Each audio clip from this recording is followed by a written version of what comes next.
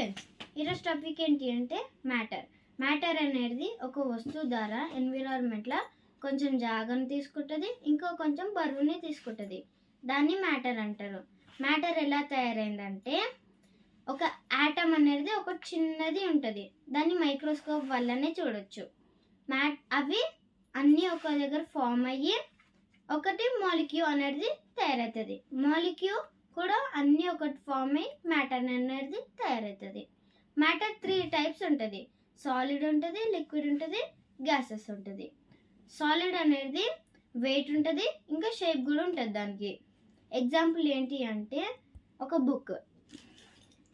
Book తీసుకుందాం. దానికి shape ఉంది, ఇంకా వెయిట్ కూడా ఉంది. దీన్ని సాలిడ్ అంటారు. ఎందుకంటే దీంట్లో మాలిక్యూల్స్ అనేది చాలా గట్టిగా పట్టుకుంటాయి.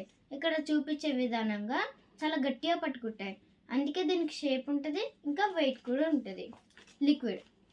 లిక్విడ్ అంటే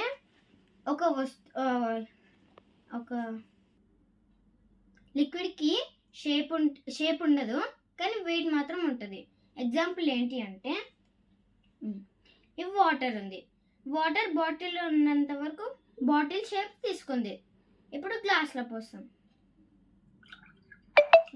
పోస్తే గ్లాస్ షేప్లా మారిపోయింది. ఎందుకంటే మాలిక్యూల్స్ అనేది దగ్గర ఉంటాయి, కానీ గట్టిగా పట్టుకోవు. అందుకే అది వెయిట్ ఉంటుంది, కానీ షేప్ ఉండదు.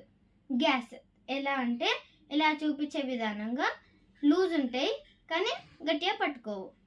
గ్యాసెస్ అనేది దానికి షేప్ ఉండదు, వెయిట్ కూడా ఉండదు.